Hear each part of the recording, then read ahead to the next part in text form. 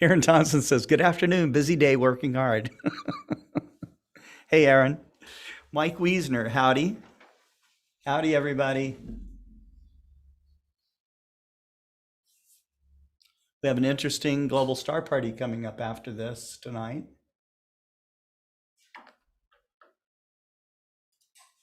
Getting darker early now. It's a big difference compared to what it was a few weeks ago. Oh, yeah. Getting darker early now. It's a big difference.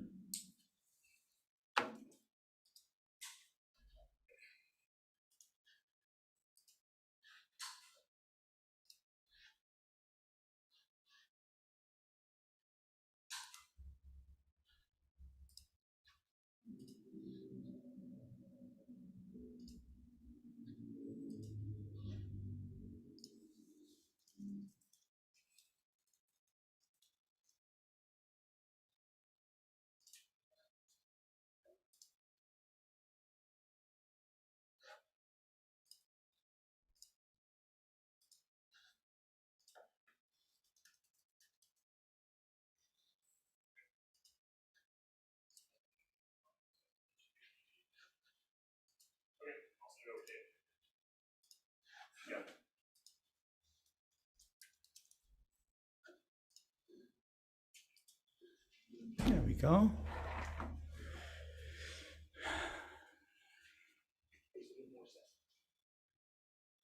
Becca says, howdy, all of you around the blue globe. Harold locks on. Howdy, all you star people. Terrific Tuesday. Martin Eastburn, howdy from East Texas. And Mick Whitaker, good evening, everybody. Good evening to you. Sentil Nagapan, howdy. We got people saying howdy all over the world. I mean, that's just it. Howdy. Howdy. Howdy, partner. That's right. Oh, yeah. How do you spell Podna, anyways? It's Partner. P-A-H-D-N-U-H. Yeah, partner. Yeah. Podna. Yeah. Mm-hmm.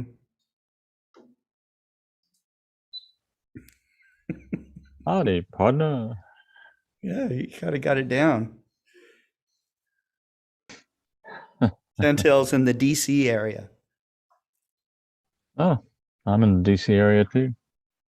Mm-hmm. I used to live in the DC area, Alexandria, Virginia. Oh, yeah, Alexandria. Yep. Back in the day. Yep. And it was in the day. It would have been about 66, something like that. But you grew up back there, right, Jerry? Yeah, in the 60s we basically stayed around the DC area. We were in Laurel, Maryland one year, a few years, and then we were in I remember we lived in near Richmond and Leesburg, or in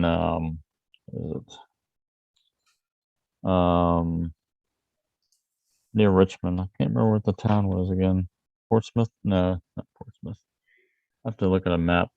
Down south of Richmond, we lived one year when my at Fort Lee, Virginia, is where my sister was born in 1965. Where's Fort Lee?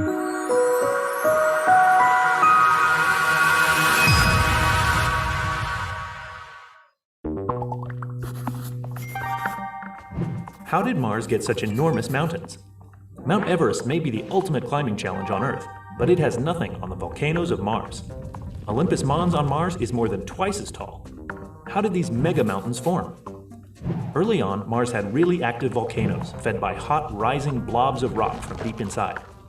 But Mars doesn't have tectonic plates that move over hotspots, like in Hawaii.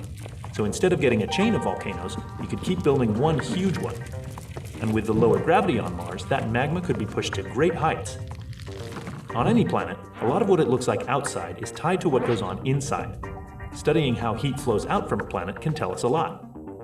NASA's InSight mission carries a special probe to burrow down and measure heat flow. That can teach us not just about how Mars works today, but how it and all rocky planets form, including Earth and even planets in other solar systems.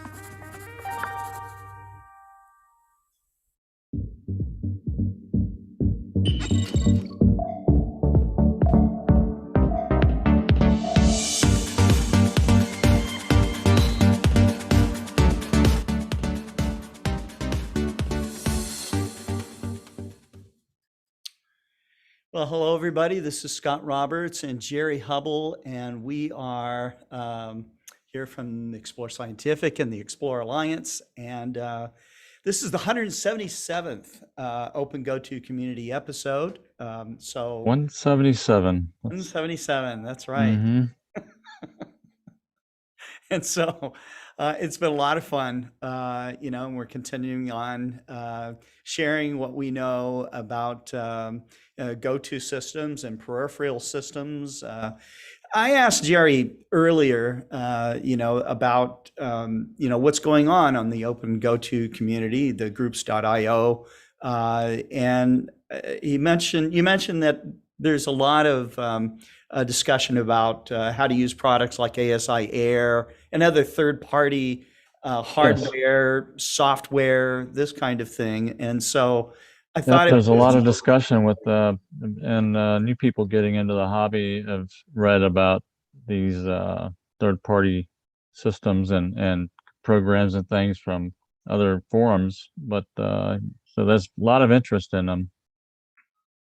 Yes, and so I think that we kind of knew that would be the case, especially I think after reading your book about creating your astrographic imaging, astronomy imaging system. I think you call it the AIS. Is that right? Is that the acronym? Yeah, the Astro Imaging System, Astrophotography Imaging System, AIS. That's right. Mm-hmm. Right. Yeah, it's not the only acronym that's in that book, but it's kind of a generic name, but it fits, I think. Right. The thing that I really benefited from myself was the process of critical thinking in designing a system like that. Now, when you start thinking along those lines, things like brands and things that other people just told you kind of go by the wayside, because now you have to critically think about buying hardware or software or the combinations thereof to build your system to do what you want to do. Okay, not what somebody else did, but what you want to do. And I think it's a modern take on the ATM, or the amateur telescope maker philosophy was from the 50s or even earlier, and up until the late 70s probably, where people would build their own telescopes until the commercial companies came about, in the 80s and 90s to help you along, and then you became a system integrator basically in the 2000s. Right. Right, and that's kind of where most of us go today. So Jerry and I knew this, and we've discussed this before, but the basic design philosophy of the PMC-Eight was to be as versatile as possible, in some ways as simple as possible too, so that it could be used in different ways, and ways that we haven't really even thought of yet, well into the future. So right, kind of modularity speaks to that, and how you can how it fits into the ecosystem of all the different products out there by using. The major thing is to use industry standards, as much as possible, yet make it unique and a versatile system that's our own, that's developed by Explore Scientific. It's kind of like the IBM PC was in the, back in the 1981 when it was first released. It relied on some standard interfaces that were made, public, and so that third-party manufacturers could build products for it. And that's kind of like what we're seeing today with the PMC-Eight, I think. Yeah, I think you're right. So what do you think are the most popular things that people do? You were the author of the ASCOM interface for the PMC-Eight, and then there was also another Indy driver that's out there. Right, the Indy driver. So the ASCOM has been around for 20 years or so, and that's this industry standard functionality or driver system for any mount system. It basically brings a common set of they're called methods and properties, but they're just basically functions to be able to interface with the telescope mount or a camera or a mount or a filter wheel or whatever it is, whatever the instrument is. It's a standard set of ways to interact with the instrument. Kind of like cars have standardized over the, even since the beginning, they had a standard way to interface with the car, right? So you drive a car, you have a brake pedal, an accelerator pedal, and a steering wheel, and pretty much that's universal. That's called the API for the car, right? So those are the three things that you use to drive a car. It's the same way with a mount system. You have different functions that you use to control the mount. So you basically boil it down to that level. And then once you do that, then anybody can create any kind of application to interact with the mount, to control it, basically. Mm-hmm. So what are some of the most popular integrations that you've seen so far? Well, so there's a couple of things. One, what do you want to do with the mount? You got to think about that. So one of the major things you want to do with the mount is control where it points. Okay, and I call that, and that's the navigation. Okay, so you want to point the mount to objects that are interesting to you in the sky, and you want to navigate. You want to basically drive the mount to those locations in the sky, and that's you could call that celestial navigation in a way. It's kind of like spacecraft have, because they're off to a location, so they have to point the spacecraft a certain way to get there, right? To the moon, you want to get to the moon, you have to steer the spacecraft and navigate it to the moon, just like we have to navigate the mount, steer it to a specific position. Mm-hmm. Because the Earth's always moving, which means the moon or any object in the sky appears to move all the time, based on the rotation rate of the Earth. So we have to continually steer the mount or drive it to stay on the point where we're interested in looking. So that's a big part of it. So planetarium programs are a big part of that, and that's one of the major categories of tools that people use with the mount, or planetarium programs like Carte de Ciel or the SkyX, or I guess Stellar, what is it? Stellarium. Stellarium, yes. Mm-hmm. Right.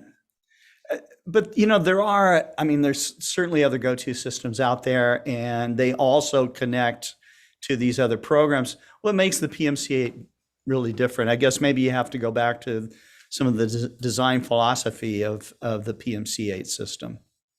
Yeah, so there's a design philosophy to make it open and share the information to interface with it. So we've got the ASCOM driver, which is an open interface in terms of calling the methods and setting the properties for the ASCOM on the ASCOM platform. But let's say you want to create your own special application that doesn't use ASCOM. You want to talk directly with the mount.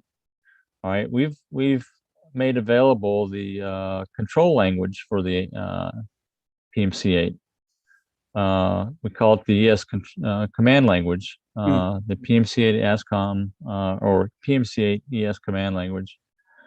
So that's documented in our guide, or in our manual that we have. It's a pretty extensive, I call it the user guide and programmer's reference.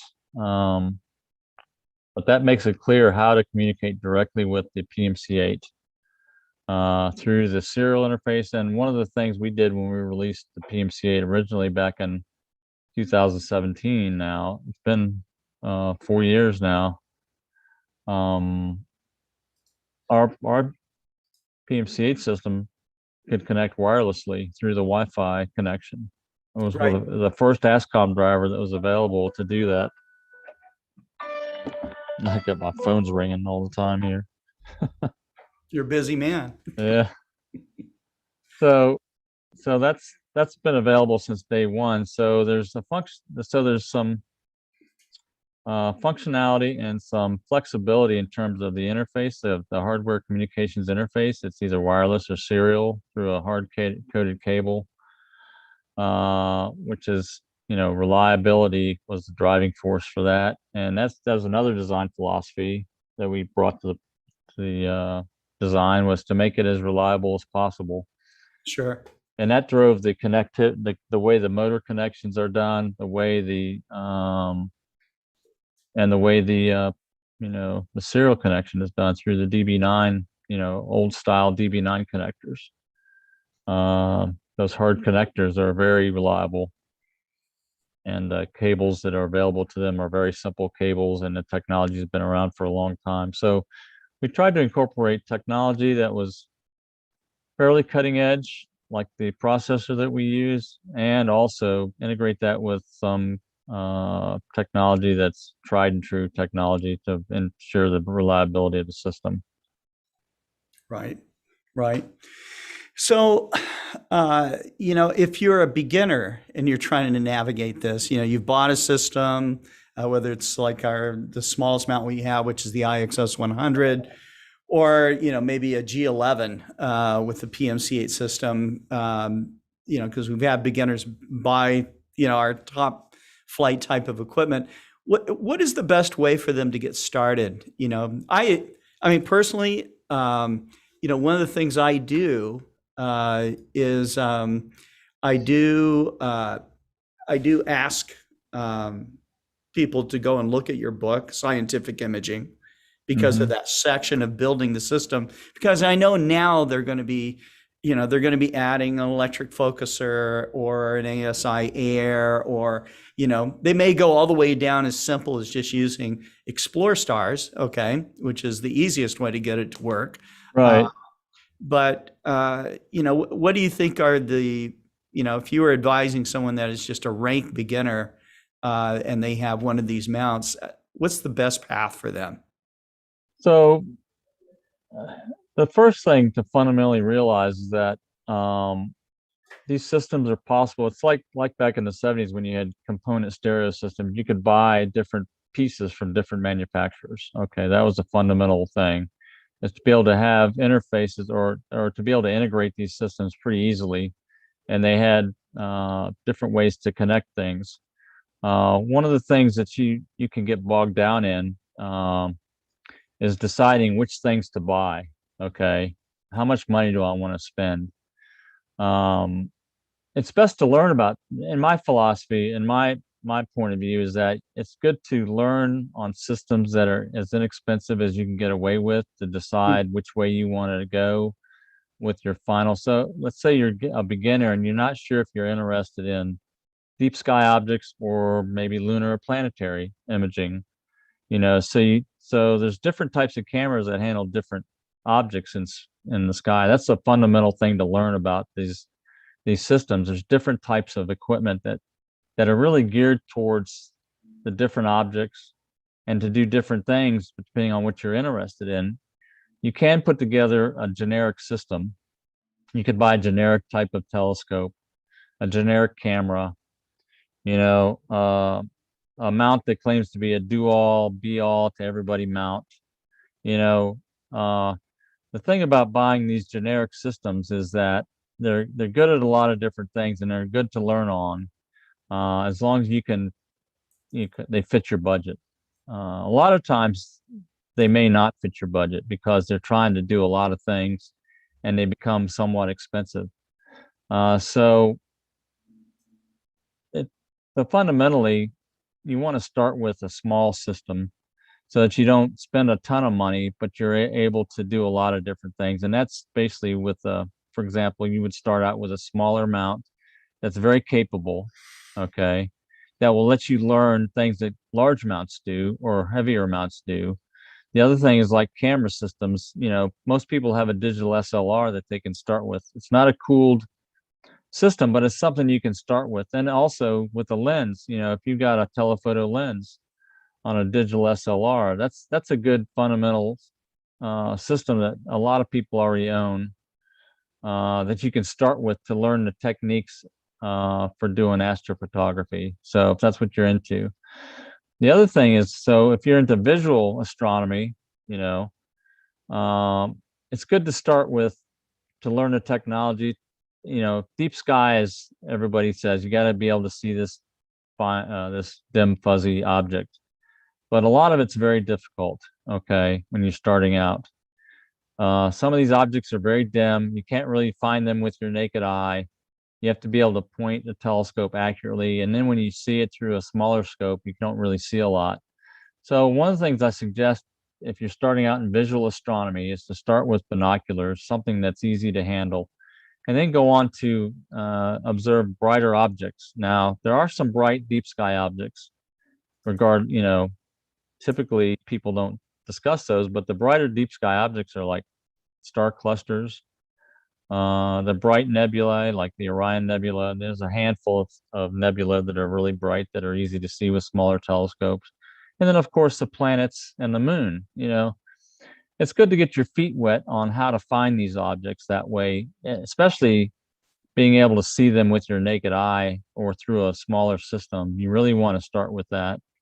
Right. And then you can graduate to larger systems like that Dob that you have in the background there. So it's a step-by-step process to learn. And the other thing is you learn is, what am I really interested in? Maybe I start out and you get the advice on a forum to buy a 10-inch Dob, let's say, okay, which can be fairly inexpensive. There's a manual. You have to learn how to manually point the thing, and you have to understand how to navigate the sky manually through a star chart program, or maybe you've got an attachment to attach your phone with Sky Safari onto the telescope, but you still have to manually point and find the object. Okay, that's one thing. But then you decide, this is fine, but I want to get into more automation, or I want to see other objects that maybe this isn't the best way to navigate the sky because it's a manual mount, right? So now you've decided, okay, now I've got to sell this telescope and I got to buy something else. So if you think you're going to go, to the deep sky way, that's a great way, but sometimes you're not always interested in that stuff. You're interested in other things like planetary, where a small refractor might be a better choice. But until you look at these objects, you don't know. So one of the best ways to learn is to go to a star party and look through all these different types of scopes. That's right. Yeah, absolutely. Absolutely. But integrating the system is a part of it too. So you want to learn as much about all the different types of components that you can, and reading my book is one of those ways to do that. Cool. So, we have one of the things that we see in customer service here at Explore Scientific, and we also see on the groups, are people trying to get information. They've got the piece, they haven't really quite figured out how to integrate it yet. Where do they go? I mean, I'm sure that on groups.io that people are helping each other out because they've done some system integration themselves. Right. Cloudy nights, that kind of thing. I mean, we don't, as a company, we don't make those other systems, so I can't ever keep up with their development. Okay. Right. There's a lot of development going on, especially with camera systems going on constantly. Yeah. And observing programs. So we do have a subgroup on our forum. It's a PMC-Eight specific forum that we have, but we also have a subgroup that talks about PMC-Eight applications, which is really a subgroup meant for people to come and ask about third-party tools that they use with their PMC-Eight. It could be about the ASI Air. It could be about, Nina, which is another control program that you can buy to control not only your mount, but cameras and observatory focusers and observatory domes and things like that. We use MaximDL, which is another observatory control program at the MSRO. And so there's a whole lot of different types of systems. You can also, you can piecemeal systems. Like back when I first started about 12 years ago, there was no real integrated system other than the professional system like MaximDL. Sure. There was no third-party tools that brought everything together. So you had these free programs that you could go download, one to control your camera, one to control your focuser, one to control your mount.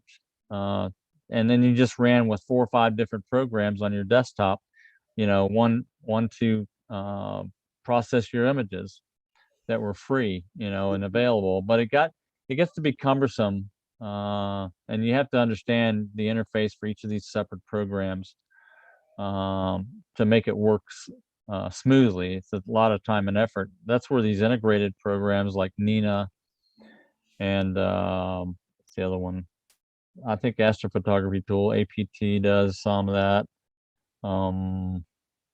ASI Air for sure brings together a lot of tools into one with an external computer. That's the other thing, is you had to be able to tie all this equipment together through the hardware into your computer system and learn how Right. to integrate that. So it's becoming better.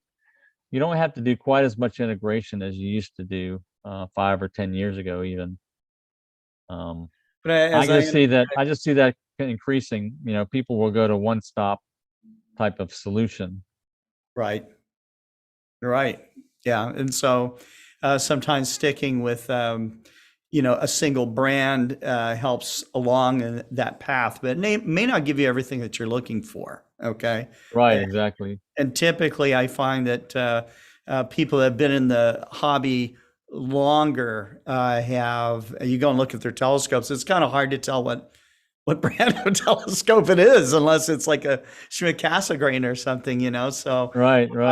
Right. So, Kate, I've seen our telescopes so modified, with add-ons, new focusers, new rings, new, everything on there, really kind of hot rodded out, I would say, but I see like the Explore Scientific logo kind of like peeking out, so that always puts a big smile on my face. Right. But even the system I built, I've got an Optec electric focuser. I've got a telescope drive master on it, which is another separate system. I guess the thing that really kind of ties my whole system together, instead of an ASI Air, which is really only designed for ZWO, I've got a couple of different QHY cameras on there, and I tie it all together with a PC. I use a nut that's on there, so that gives me some flexibility of software that I want to use, and camera systems as well. So I guess StellarMate is another all-in-one system that you can buy, and StellarMate I think runs on Raspberry Pi and other Linux systems that you can buy. Now, one of the things to keep in mind with some of these systems is, and the horsepower is always increasing with these small PCs, these single board computer systems. They're getting to the point now where they're starting to be powerful enough to do some advanced stuff like plate solving and have large database or star catalogs on them. That's something to keep in mind as you're doing your work, is does this system perform fast enough, or is it kind of a struggle to do everything that you want to do on it? That's always an issue when you're starting out. You don't want to spend a ton of money, but typically you get what you pay for, I would say, in general purposes. Although there are some high value equipment out there like what we offer. We like to think that we offer in Explore Scientific, we offer high value equipment, which is the best bang for your buck, basically, which is our one. That's another design philosophy that we have for all of our equipment.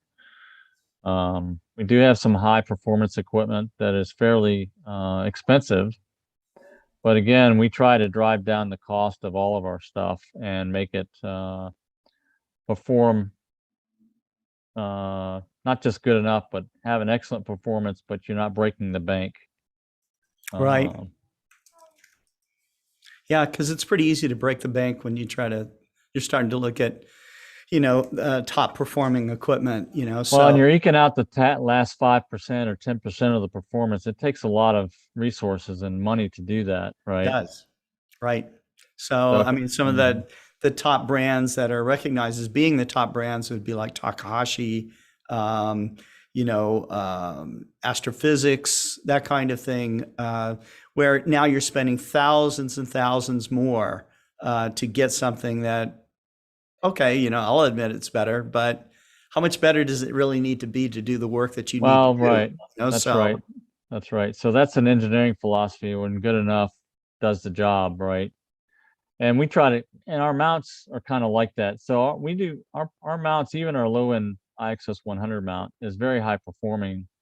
And when you consider how much it costs, about 5 or 10 years ago, you'd have to spend $1,500 to $2,000 to get a mount that operates as well as the IXS 100 does today, even though the gear system's smaller. Our electronics has enabled it to be able to be a high performer. And Tyler just kind of astounded me recently in the last few weeks. He was using the IXS 100, and he said he had tuned it. And so this is where your knowledge and skill come in when you learn the systems well enough. That's the other side of this. If you learn the system and understand it really well, then you can get the performance that Tyler got out of his IXS 100. When he got down to like 0.3 arc second tracking. Crazy. Yeah. With the auto guider system. Right. Which is amazing.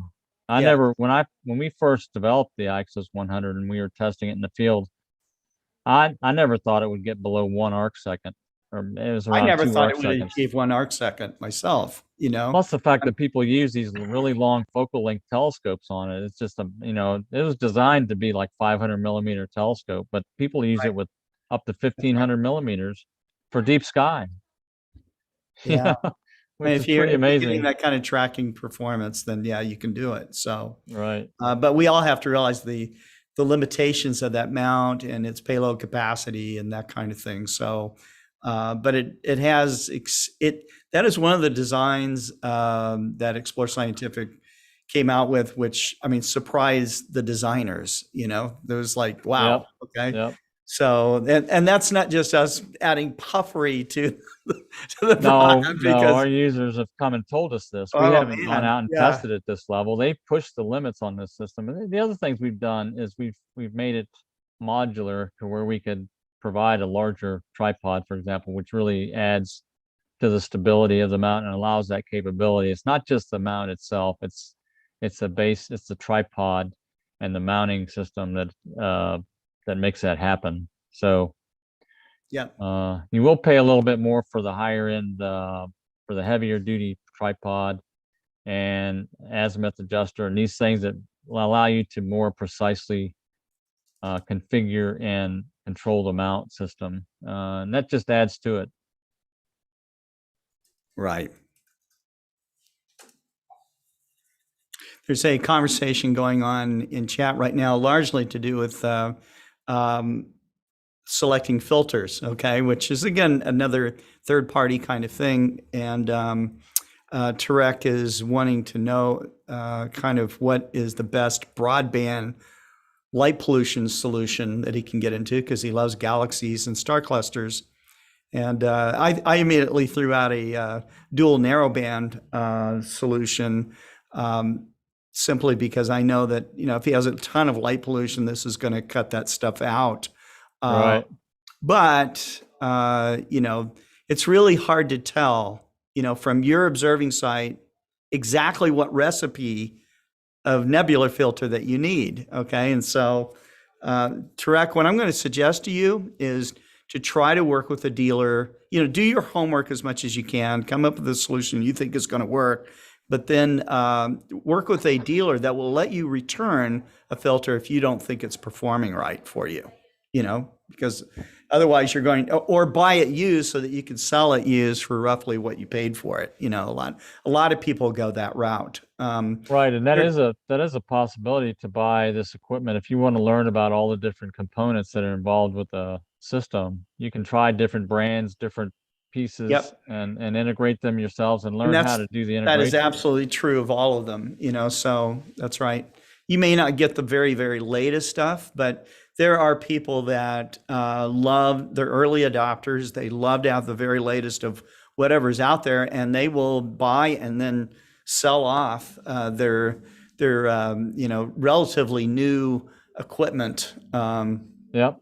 for a fraction of the price. So, And that's a good deal. So there are a couple of forums that have those type of things. I know Cloudy Nights provides a big shopping or classified ad type system to buy and sell equipment. That's your best bet if you're a beginner too. If you've got a limited budget but you have really big plans, buy used. There's nothing wrong with that. nothing wrong with that. That's right. Astronomers typically take care of their equipment, so you'll get good deals on equipment that maybe have a scratch or two on the equipment, but again, it performs like it should typically. Right. And even in the forum that you're talking into right now, Tarek, maybe one of the people listening or whatever might have something that they would let you buy, because they've moved on. So that's something to check out. Something else is a lot of clubs. If you have a big club in the area, you'll have astronomers that will let you borrow equipment all day long. I mean, they're very generous with letting you borrow things to try out. That's one of the huge advantages of joining a club, So, yeah, I would definitely, I would recommend that no matter what, so that you're joining a group that you can be out there with. I know over the last 2 years, because of COVID and the pandemic and the lockdown and stuff, that it's been very, very difficult to get out and be with your friends and to do that kind of thing. I'm hoping that in 2022, that loosens up a little bit. On Global Star Party tonight, we're going to have Ed Seaman, who is one of the organizers of the Northeast Astronomy Forum. He's going to be on talking about what's coming up for NEAF. We'll have John Johnson from the Nebraska Star Party. They did, in fact, have a in-person Star Party this year. So he's going to give a recap on that, and we'll talk about 2022 with them. And then one of the, I think it's the president of the Southern Cross Astronomical Society that runs the Winter Star Party. He's going to be talking about the 2022 Winter Star Party, which will also be an in-person event. They've asked Explore Scientific to live broadcast some of it, so we're going to do that as well. So that's the deal. That sounds awesome. So yeah, so keep in touch with your local club. Like our club, the Rappahannock Astronomy Club, we have monthly meetings. Like as always, we've actually increased our membership over the last couple of years. Believe it or not, we were always a small club, around 20 to 30 members every year, but our membership has grown over the last couple of years. We're up to nearly 60 members. These are paid members. mm-hmm. Now, the interesting thing is that not people, I don't know if they're just investing in us because they support our cause or what, because a lot of these people don't even attend our Zoom. We have Zoom meetings every month still. We used to meet in Fredericksburg, Virginia at the library, but we haven't done that since the COVID thing started. We were trying to get back into the in-person meetings, but we haven't been able to get that done yet. But keep in touch with your club members. Try to get, if you haven't joined them before, reach out to these people, and they'll do what they can to help you learn the technology and the tools and do whatever you want with your astronomy hobby. And I'm sure they'd be willing to meet up with you somewhere to share their equipment if people are really wanting to learn how to use something. I think club members are pretty generous in showing you their stuff and Absolutely allowing you to use it. So yeah, out of any group, you can pretty much out of any hobby that you can think of, you're going to find some of the most helpful, friendly, and sharing people that there are in amateur astronomy. So, and that says something about the character of amateur astronomers and that community overall. So, But yeah, I think that's kind of what we wanted to talk about today. You know, and if you guys have specific questions about that, you know, about integration and stuff, you can always shoot our customer service. You know, set up a you know, a service ticket on our support sync system at Explore Scientific. They'll customer service will route the question to Jerry or myself or both of us, and we'll try to come up with the best answers we can. But note that we don't really dive deep into third-party products because we can't spend the time testing them and checking how they work in combinations with the product. So you're really going to be you know, for in real use cases, you're going to be relying on amateur astronomers who have in fact done it. So Can I share? I'm going to share just what my book looks like here real quick. What the heck happened to it? Give me a second. I've got my, okay, there it is. All right, let me. I just Googled my book and I came up with this link. This is the oh, this is on our website, in fact. So there it is. there you go. We offer it for sale, and this goes through all the different equipment from soup to nuts on anything you'd want to try out or use on an astrophotography imaging system. That's the book. Very cool. Worth its weight in gold. I think so. I think so too. And if you want a signed copy, you can just email me and I'll order it for you and sign it and send it to you. And you can send me a payment via PayPal or something, and I'll give it to you at my cost. Basically, I don't make any money on it. That way, I just buy it at my cost and sell it to you signed. Can't beat that deal. That's great. Well, we are going to get ready for, we got a star party to do tonight. The theme of the star party is Inspirations of Sagan, because today is Carl Sagan's birthday. He would be well into his 80s if he were still living today. But you know, his vision, his inspiration still goes on. And you know, there's probably many generations of scientists and astronomers well into the future that will be referring to Carl Sagan and his thoughts, his philosophy, and his work. So I hope you guys join us. It'll start at 6 p.m. Central. And I mentioned a few of the people that will be on. Jerry Hubbell will also be on. We've got Dave Eicher, David Levy, of course. John Goss from the Astronomical League will be joining us.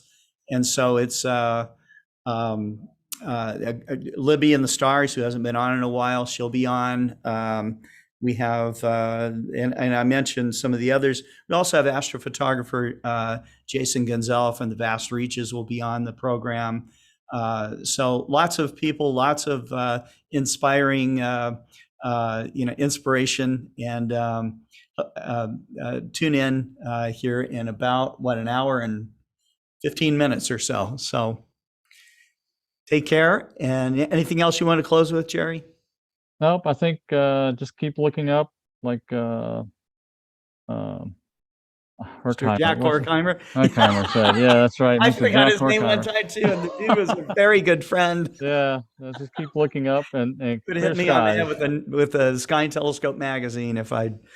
Anyways, no, he was a great guy, had an incredible sense of humor, and also a very inspiring dude. So, all right, Jerry, thanks a lot. And for those of you that are watching, please tune in for Global Star Party, and we'll see you soon.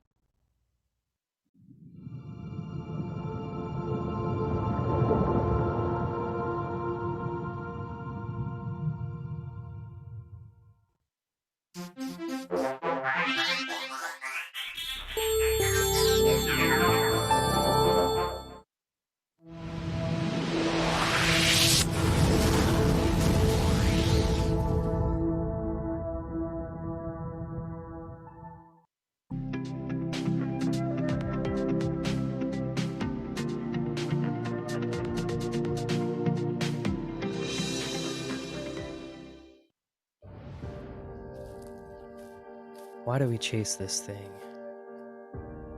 Jumping from one continent to the next, just to bathe for a moment in the absence of light?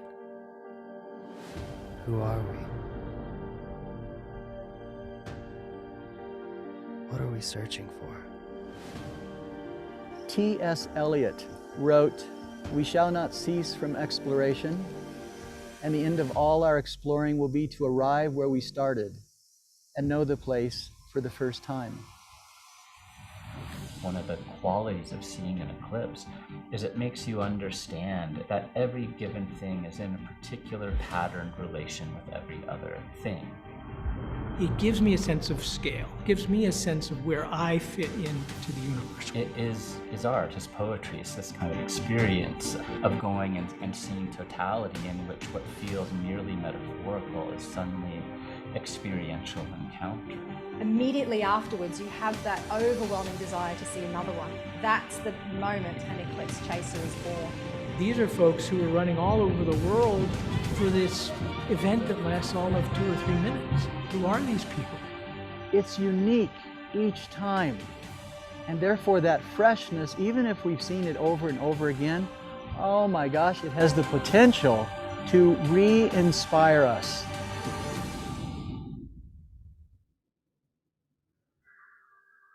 A total eclipse of the sun doesn't just unfold in the heavens. It transforms the minds and hearts of those who experience it firsthand. The same is true of journeys to the most remote regions of our planet. Whether we're standing on a mountain peak or in a stark polar landscape, we can't help but reflect on our place within the larger scheme of things.